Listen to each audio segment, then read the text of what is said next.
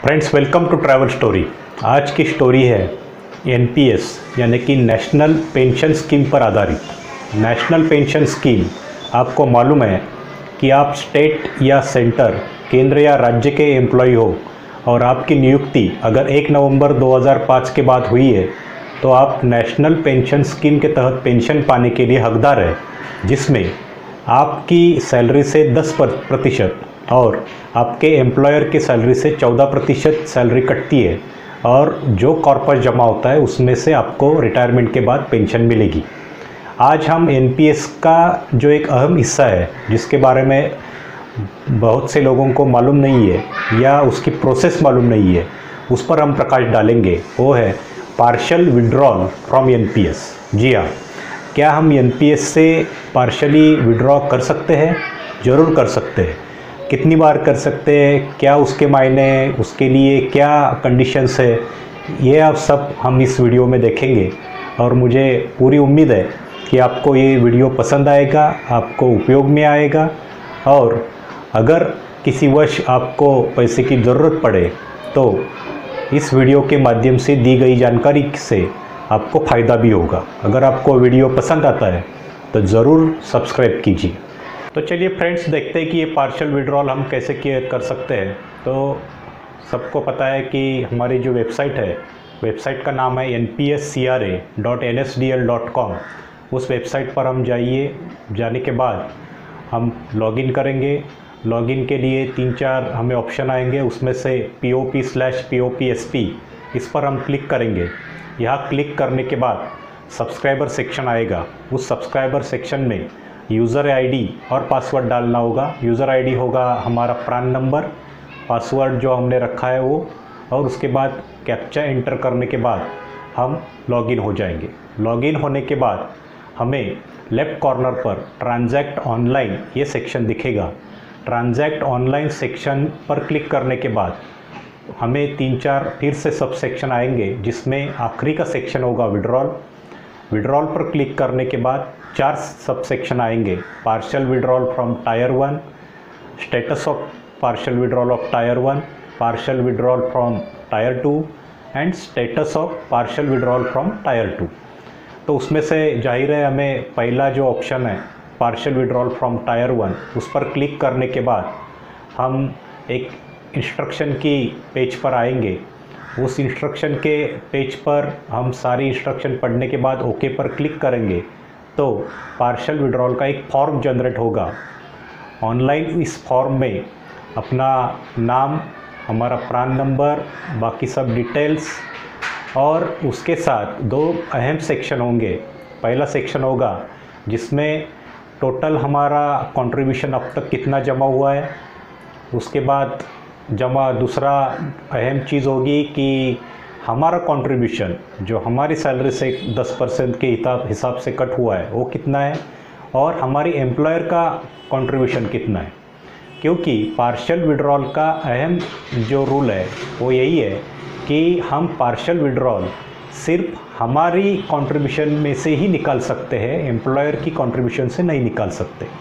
तो उसमें जो टैब होगा कि पार्शियल विड्रॉल के लिए कि हमारा कंट्रीब्यूशन कितना है, उस कंट्रीब्यूशन के कमाल 25% में, मैक्स 25% के हिसाब से हम पार्शियल विड्रॉल कर सकते हैं। अगर समझो हमारा 3 लाख का स्वयं का कंट्रीब्यूशन है तो हम 75,000 रुपये तक निकाल सकते हैं। किस चीज़ के लिए निकाल सकते हैं?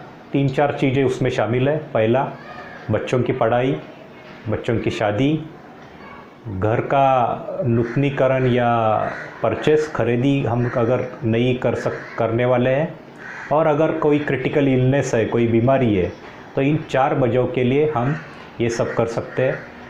ऑनलाइन हम जब आवेदन करते हैं तो इसके लिए कोई भी सपोर्टिंग डॉक्यूमेंट्स हमें नहीं देने होते, सिर्फ वजह हमें क्लिक करनी होती है कि 4 में से कौन सी वजह के लिए हम पैसे निकाल रहे हैं।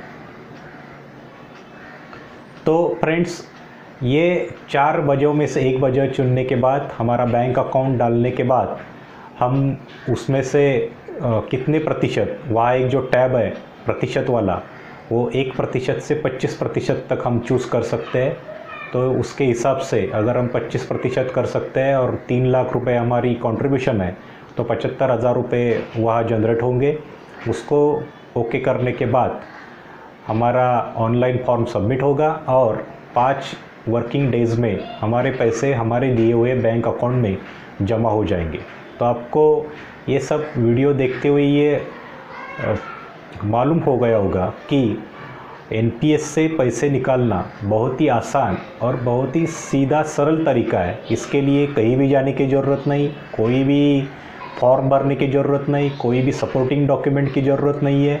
हमें सिर्फ वेबसाइट पर जाना है, लॉगिन करना है, डिटेल्स भरना है, फॉर्म जनरेट करना है और हमारी जो भी रकम है वो रकम उसमें डालकर सबमिट करने के बाद 5 वर्किंग डेज़ में हमें वो रकम प्राप्त हो जाएगी। तो एनपीएस के माध्यम से अगर दिए गए 4 बजों के लिए कभी इमरजेंसी में रकम हमें निकालनी पड़ी तो इस माध्यम से आप निकाल सकते हैं। तो फ्रेंड्स चलिए देखते हैं कि एनपीएस के पार्शियल विड्रॉल के लिए क्या नियम है। पहले तो पार्शियल विड्रॉल पहला अहम नियम है कि पार्शियल विड्रॉल सिर्फ हम हमारी कंट्रीब्यूशन से ही निकाल सकते हैं, एम्प्लॉयर की कंट्रीब्यूशन से नहीं। यानी कि अगर हमारे अकाउंट में 10 लाख जमा है, 5 लाख हमारे जमा है और 5 लाख एम्प्लॉयर का कंट्रीब्यूशन है तो हम हमारे कंट्रीब्यूशन के यानी कि 5 लाख के मैक्स 25% तक यानी कि 1,25,000 तक ही रकम निकाल सकते हैं। दूसरी अहम बात है कि हम पूरे टेन्योर में हमारी सर्विस के पूरे कालावधि में सिर्फ 3 बार ही ये पैसे निकाल सकते हैं। 4 बजों के लिए निकाल सकते हैं। पहला बच्चों की पढ़ाई, दूसरा बच्चों की शादी, तीसरा कोई भी क्रिटिकल इलनेस बीमारी और चौथा हमारी रहने के घर के लिए, मकान के खरीद के लिए या उसके नूतनीकरण के लिए। इन 4 बजों के लिए निकाल सकते हैं। और उसके बाद अगर हम पहली बार समझो 5 लाख के कंट्रीब्यूशन में 25% के हिसाब से 1.25 लाख रुपए निकालते हैं तो दूसरी बार निकालने के लिए हमें जो रकम हमने 5 लाख रुपए इस्तेमाल की है 25% के लिए वो अब फ्रीज हो जाएगी और जब तक उस 5 लाख के ऊपर ज़्यादा रकम नहीं जमा होगी तब तक हमें दूसरी बार रकम नहीं निकालनी पड़ेगी। यानी कि अगर मैं आसान भाषा में समझाऊँ कि अगर पहली बार हमारे अकाउंट में हमारे कंट्रीब्यूशन के 5 लाख रुपए हैं तो हम 5 लाख के 25% यानी कि 1,25,000 रुपये निकाल सकते हैं। उसके बाद अगर 2 महीने बाद हम निकालने जाएंगे तो 2 महीने में अगर हमारा कंट्रीब्यूशन 20,000 रुपये हो गया है तो हम उस 20,000 का 25% यानी कि सिर्फ 5,000 रुपये निकाल सकेंगे।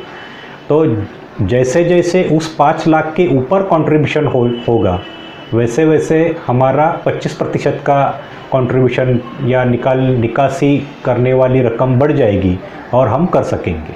तो ये बहुत ध्यान में रखने वाली बात है। सबसे महत्वपूर्ण बात यही है कि वो हमारे रिटायरमेंट प्लानिंग के लिए है, पेंशन हमें उसी से मिलने वाली है।